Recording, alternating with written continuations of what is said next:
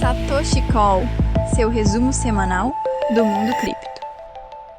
O final de semana foi bastante generoso para o Bitcoin, que voltou a ser negociado perto dos 65 mil dólares. As baleias, com apoio de alguns investidores de varejo, foram os grandes responsáveis por essa alta de preços.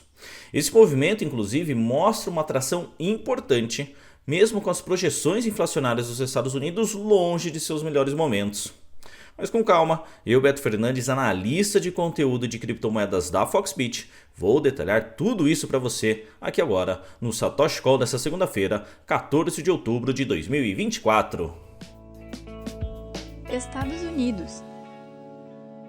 Muito bom dia, pessoal. Satoshi Call começando hoje aqui comigo, Beto Fernandes. Agradeço bastante a audiência de vocês. E a gente começa, como de praxe, falando de macroeconomia, porque de fato foi a macroeconomia que trouxe aí esse desempenho para os 65 mil dólares do Bitcoin.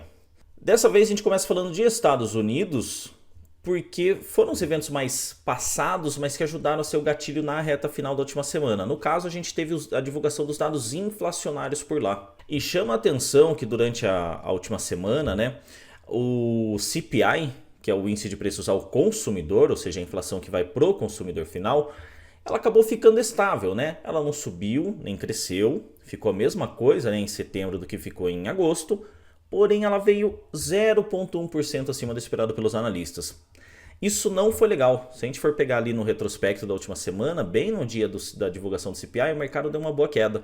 Porém, na reta final da semana, os dados de inflação ao produtor, o chamado PPI, esse sim mostrou uma desaceleração. E uma desaceleração não só em linha com o esperado, e quando a gente olha para o indicador geral como um todo, ela ainda veio abaixo do esperado pelos analistas. Ou seja, a situação da inflação pro produtor está muito mais estável do que quando a gente olha pro consumidor, que de fato é essa que o Fed vai basear o corte de juros. Mesmo assim, foi um ponto importante porque, queira ou não, parte do mercado, parte dos setores da economia está vendo uma queda de preços, o que acaba sendo positivo, o que ajudou não só Bitcoin, mas também ouro, ações, até o próprio dólar também, acabaram tendo um impacto positivo desses dados. Chamou a atenção também que os dados de seguro-desemprego, os pedidos de seguro-desemprego que acontecem de forma semanal por lá, cresceu de forma até que considerável, Foi de 225 mil na última semana, na semana retrasada, para 258 mil nessa semana, acima dos 231 mil esperado pelos economistas. Ou seja, todo aquele receio de que o mercado de trabalho estava muito aquecido, ele cai. Por outro lado, volta aquele receio de que, será que a economia norte-americana vai conseguir impedir uma recessão? Por mais que os números de desempenho mesmo econômico estejam positivos, o mercado ainda está com essa pulga atrás da orelha. Tudo isso junto coloca aquela dúvida de, será que o Fed vai cortar os juros? De novo agora na reunião de novembro, será que vai ser de 0,5%, vai ser de 0,25%, vai ser maior, não vai ter, enfim, todas essas dúvidas estão impactando aí o humor do investidor. Quando a gente olha para a ata do FONC, do Comitê de Política Monetária, divulgada na última semana sobre a reunião passada ainda, lá em setembro, a gente vê que, beleza, a maioria topou um corte de 0,5%, mas para os próximos cortes o otimismo para uma redução tão forte não é o que está pelo menos pairando ali as reuniões. Muitos estão falando, legal, acho que dá para a gente cortar, mas poxa, vamos tentar um corte de 0,25%, será que precisa de tudo isso? Os empregos ainda estão confusos, a inflação também não foi, ainda não bateu uma meta de 2%. Então todos esses ingredientes estão trazendo uma certa dúvida do que a gente pode esperar para o próximo mês. As apostas maiores são de uma manutenção do corte, mas de um corte mais leve, de 0,25%. O que não seria ruim, seria algo importante para o mercado, pensando no mercado de risco, mas que ainda traz uma certa cautela dos investidores, porque o tom do FONC, ao contrário da última vez que o Powell já vinha falando, não, vamos cortar juros, uma das primeiras vezes que ele falou mesmo que a hora de cortar os juros tinha chego, agora a gente volta para aquela dúvida, aquela incerteza que paira o mercado. Então, vieram coisas positivas dos dados norte-americanos, dos dados da economia norte-americana, mas também vieram mais incertezas em relação à política monetária por lá. China e Europa. Quando a gente olha para a China, a situação é um pouco mais complexa. Por quê? Quando a gente olha os dados inflacionários da China, tanto a inflação ao consumidor quanto ao produtor, a gente está vendo uma desaceleração. E não só agora em setembro, né? A gente está vendo uma desaceleração gradual aí que vem acontecendo nos últimos meses. O que não necessariamente é tão bom nesse momento para a economia chinesa. Daí você fala, pô, mas caramba, né? Os Estados Unidos está lá brigando para reduzir os preços, né? Ao consumidor e ao produtor, enquanto a China está aí, né, querendo aquecer essa área do mercado. Isso acontece porque há em torno toda uma necessidade do governo chinês, né, e não só do governo chinês, mas do mercado que opera ali dentro, de que a economia precisa crescer mais do que está crescendo. Os dados são promissores, inclusive essa semana a gente vai ter dados de produção industrial, do PIB do país, taxa de desemprego, uma bateria mesmo de dados econômicos. Provavelmente a gente vai ver um crescimento dos setores, mas ainda não é o que está dentro do estimado ou do esperado para a economia chinesa nesse momento. Então, quando a gente olha para a inflação nesse sentido, mostra que talvez não esteja tendo uma grande demanda dos produtos, seja dos produtos produtores ali, né, das fábricas também, como também do próprio consumidor. E aí, quando a gente alia isso aos dados de importação e exportação, dá ainda mais peso para essa necessidade de que o governo chinês faça alguma coisa para estimular a sua economia, né? As exportações caíram relativamente, de forma bem considerável na realidade. As importações também. As exportações de 8,7% em agosto caiu para 2,4%, dentro de 6% esperado. Então já era esperada uma queda, ela caiu muito mais do previsto. E as importações foi um pouco mais ameno, né? Mas ali foi de 0,5% para 0,3%, dentro de uma expectativa de crescimento de quase 1%. Então a economia chinesa ela tá estável, mas ela não está conseguindo ganhar a atração que precisa para trazer o desempenho econômico que os analistas estão esperando. Por isso que na última semana impactou muito o preço do Bitcoin também, e de ações de risco de forma geral, que o governo chinês deixou, vou precisar fazer uns estímulos aí, né, mas o que a gente faz? Poxa, não sei, vamos pensar mais um pouco, e se a gente só der um toquinho aqui? Então acabou que foi muito brando os incentivos que o governo chinês estava tentando passar. No sábado, à noite, por exemplo, aí sim o governo chinês não necessariamente decidiu vamos fazer isso, mas colocou um pouco mais de força no discurso, falando que sim, temos muito espaço para estimular a nossa economia interna e é o que a gente pretende fazer. Então o mercado falou, pô, legal, aquele papinho de que, vamos ver, na volta a gente compra, sabe? Não, a gente vai comprar, a gente só não sabe o que a gente vai comprar ainda. Então os estímulos eles devem acontecer, e agora de uma forma muito mais certeira, o que acabou tranquilizando um pouco mais o mercado e trouxe esse ímpeto de que, cara, beleza, a top 2 economia do mundo ali vai fazer algum movimento para incentivar a economia lá interna, e isso, claro, acaba incentivando a questão das ações de risco e, consequentemente, o Bitcoin. Por isso que, não tão coincidentemente, o preço do Bitcoin avançou forte nesse final de semana.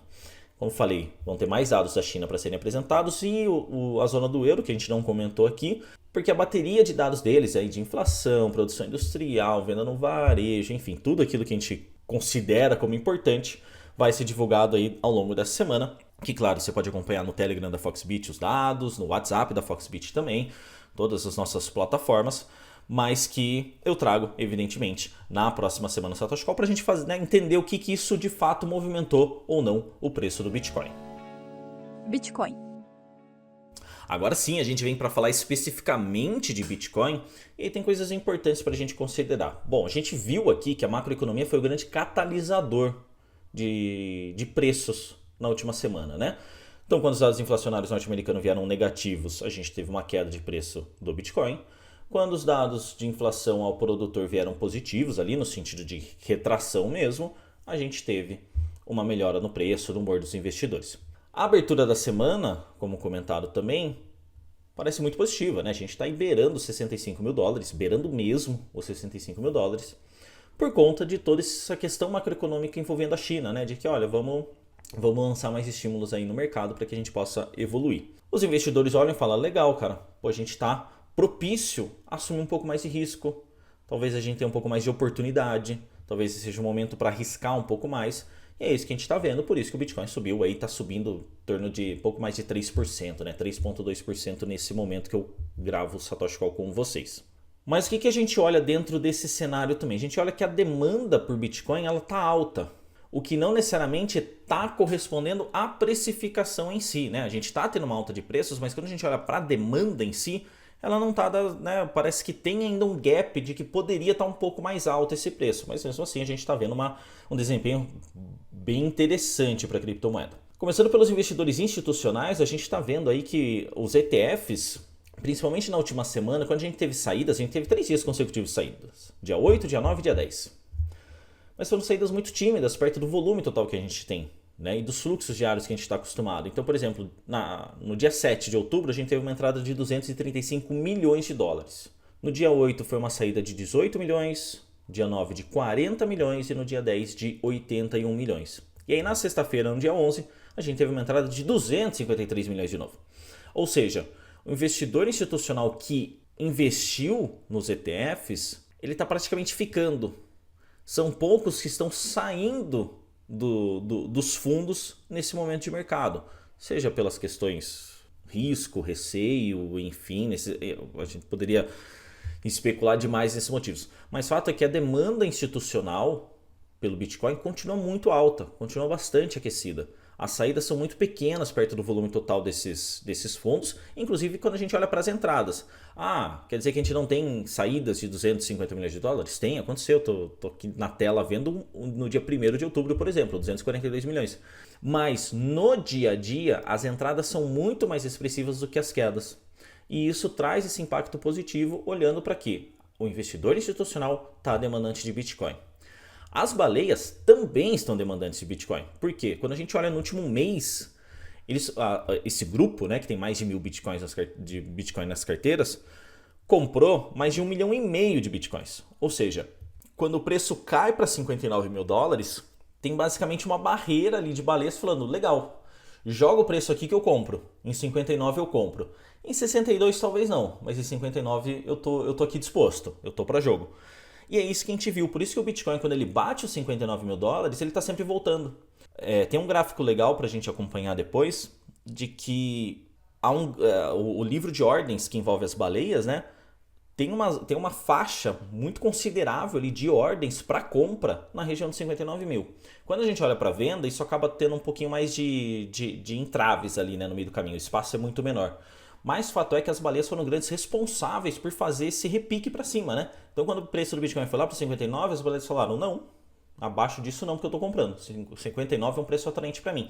E essas ordens continuam lá, né? Não é nem que continuam, né? Foram adicionadas novamente. Então eles compraram na última queda e estão prontos para comprar de novo caso isso aconteça. O que é interessante é que isso contrasta com parte de alguns vendedores de alguns investidores de curto prazo na realidade que venderam bitcoins, né? Foram 24 mil bitcoins na última semana vendidos com prejuízo. Ou seja, é o cara que tomou stop, é o cara que ficou em pânico, é o investidor que não entendeu o momento de mercado e seja lá qual estratégia que ele está usando, ele acabou ali falando, eu prefiro absorver esse prejuízo agora do que continuar com o Bitcoin na mão. Só que esses 24 mil bitcoins foram tudo para as baleias, né? As baleias falaram, legal, você jogou aqui o preço para 59 mil, com esses 24 mil bitcoins para eu comprar, entre aspas, barato na concepção das baleias, então elas foram lá e compraram e reergueram o preço do ativo.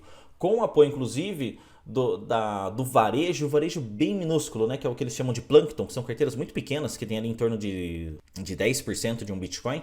Foi um movimento ali que essas carteiras, apesar de menos intensidade do que em outros ciclos, elas absorveram boa parte da demanda também. Tem muitos novos endereços ativos comprando Bitcoin nesse momento de mercado, o que acaba trazendo um certo benefício aí disso, não só de suporte, mas principalmente que ajudem as baleias a empurrar esse preço para cima, né? Sozinhas as baleias têm um grande potencial? Tem, mas se você tem uma demanda varejista junto, um varejo de curto montante, você acaba tendo um grande volume de investidores subindo o preço em cascata, né? Ao contrário do que você ter uma única baleia fazendo uma grande compra. Então isso dá mais suporte ainda para quê? Os 59 mil dólares pode de fato ser um nível interessante para compra e abaixo disso talvez as baleias e o próprio varejo possam impedir que isso aconteça, né? Possam impedir que o preço do Bitcoin recue para baixo disso. Lembrando que a análise técnica que antes ficava aqui dentro do Satoshi Call, ela está agora separadinha, só que em vídeo. Então agora você não só escuta, como você também assiste a análise técnica que é publicada lá no Telegram e também no WhatsApp da Foxbit. Então convido todos vocês a acompanhar lá, que além da análise técnica, tem relatórios, tem novidades, tem notícias do mercado de criptomoedas, tem os principais indicadores macroeconômicos postados ali praticamente real time. Então vale a pena vocês seguirem e acompanhar. E claro, acompanhar também daquela força com a nossa análise técnica e saber e ficar um pouquinho mais por dentro do que graficamente a gente está esperando para o desempenho do Bitcoin. Lembrando mais uma vez, não só em áudio, como também em vídeo. Então você acompanha ali em tempo real o que a gente está observando no gráfico. Bom, e para a gente arrematar o nosso Satoshi Call aqui antes de finalizar, a gente está tendo um cenário macroeconômico conflitante, como a gente está vendo isso há muitos meses na realidade. E agora a gente vai precisar ter um pouco mais de cautela, mas aliado a um pouco de risco, porque talvez essas informações que a gente está vendo da macroeconomia, elas sejam cada vez mais singelas, né? Ou menos intensas. A não ser que o Fed tire alguma carta da manga muito específica, a estrada que a gente pegou está relativamente pavimentada para o corte de juros de 0,25%. Claro, ainda vamos ficar de olho nos dados. Os dados por si só trazem volatilidade, não necessariamente uma volatilidade real, no sentido de que o Bitcoin pode cair 5% e lá ele vai se manter, porque provavelmente vai ser uma volatilidade de curto prazo, mas a gente acaba tendo um momento de mercado um pouco mais ruído. Porém, esses ruídos estão cada vez menores, né? Agora a gente olha a China, vai ter dados econômicos essa semana para a gente ficar de olho, mas também já tomando algumas ações um pouco mais diretivas, e conforme isso se ajusta, o mercado começa a andar com mais calma, né? Pisando mais firme. O ponto que ainda vai gerar estresse, a gente vai ter que acompanhar e não tem como fugir disso, são as eleições dos Estados Unidos. Marcado aí para novembro, final de novembro, a gente vai ter que acompanhar isso aí. E cara, o Trump vai falar, a Câmara vai falar, todo mundo vai falar. Independentemente, isso vai trazer volatilidade para o mercado, porque qualquer tom de voz diferente, qualquer termo usado vai servir para os investidores pautarem suas decisões. Então é importante que quando a gente se deparar com situações de eleição, a gente tire um pouco o pé e fale, talvez seja melhor esperar do que fazer qualquer movimento. Mas a nível de dados econômicos, a não ser que aconteça alguma reviravolta relativamente intensa, parece que a estrada está um pouquinho mais pavimentada para a gente acompanhar. Mas sempre, evidentemente, estudem, leiam e acompanhem os dados macroeconômicos. A inflação norte-americana, o desempenho da economia da China trazem muita volatilidade para o mercado. E isso pode impactar, pelo menos no curto prazo, o desempenho do Bitcoin. E se você não estiver atento, você não vai saber o que está acontecendo e você pode tomar uma decisão ali, às vezes, precipitada, seja de compra ou seja de venda. Então é bom ficar atento. Mas fato é que a gente está com um cenário um pouco mais desenhadinho e dentro do Bitcoin a demanda ela continua muito fortalecida. A gente não vê uma demanda caindo. A gente vê distribuição, vê realização de lucros, vê alguns vendedores de pânico, mas a demanda, a compra, ela continua intensa. E talvez esse seja o maior argumento que a gente tem para olhar para o preço do Bitcoin e falar, poxa, talvez a gente esteja muito mais próximo de uma alta do que de uma queda. Isso invalida uma coisa ou outra? Não, a queda ela ainda é possível. A gente já viu isso acontecer no Bitcoin várias vezes, inclusive nesse momento aqui, nesse recorte que a gente está trazendo. Mas o fato é que a gente está com uma demanda fortalecida, o que dá um pouco mais de suporte para a gente pensar de que o movimento tende a ser mais positivo do que negativo por enquanto. E é isso, pessoal. Esse foi o Satoshi Call dessa segunda-feira, 14 de outubro de 2024. Eu, Beto Fernandes, analista de conteúdo de criptomoedas da Foxbit, agradeço demais a participação de vocês aqui comigo.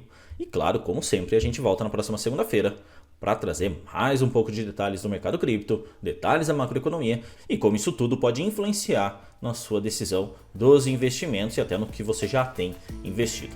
Valeu, pessoal. Forte abraço e até lá!